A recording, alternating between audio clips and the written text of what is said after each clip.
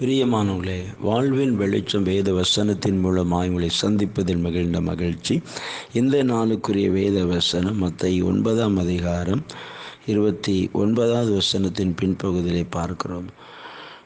உங்கள் விசுவாசத்தின்படி உங்களுக்கு ஆக கிடவது என்றார். பிரியமானவர்களே, ஆண்டவர் சொல்கிற வார்த்தை, உங்கள் விசுவாசத்தின்படி உங்களுக்கு ஆக கிடவது.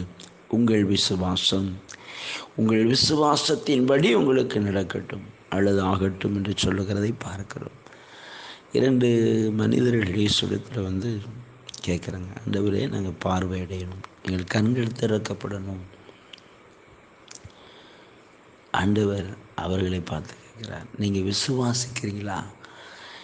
இதை செய்வதற்கு எனக்கு வல்லமை உண்டுன்னு விசுவாசிக்கிறியா கேட்குறார். அதுக்கு தான் ஆமாம் ஆண்டவர், நாங்கள் விசுவாசிக்கிறோம். அப்படி சொல்லும் பொழுது ஈஸ்வரர், உங்கள் விசுவாசத்தின்படி உங்களுக்கு ஆகட்டும். பிரியமானவர்களே, இன்றைக்கும் நம்முடைய ஆவிக்குரிய வாழ்க்கையில் விசுவாசத்தில் நம்ம எப்படி இருக்கிறோம்? அநேகர் காற்றில் அசைகிற நாணலி போல் இருக்கும். இல்லை, உறுதியாக இருக்கணும். விசுவாச அறிக்கையிடணும். அதுவே என்னுடைய வாழ்க்கையில் பெரிய அற்புதங்களை கொண்டு வரும். ஆமென்.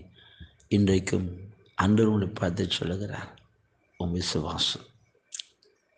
விசுவாசத்தின்படி உனக்கு ஆகட்டும் என்கிறார். அப்படியே நடந்தது. உங்கள் வாழ்க்கையிலும் அவனுடைய மகிமையை நீங்கள் காண, அற்புதங்களை காண அந்த உறுதியான விசுவாசத்தில் நிலைத்திருங்க.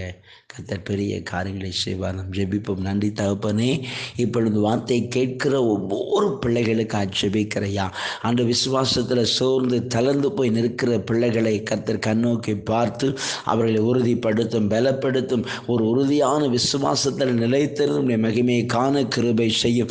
வல்லமை இறங்கட்டும். இன்றைக்கு ஒரு அற்புதத்தை செய்து பிள்ளைகளை ஆசீர்வதித்து மகிழப்படும். சிறன்பு காயனங்கள் துதிக்கிறோம். மீட்பு நல்ல பிதாவே. ஆமேன், ஆமேன்.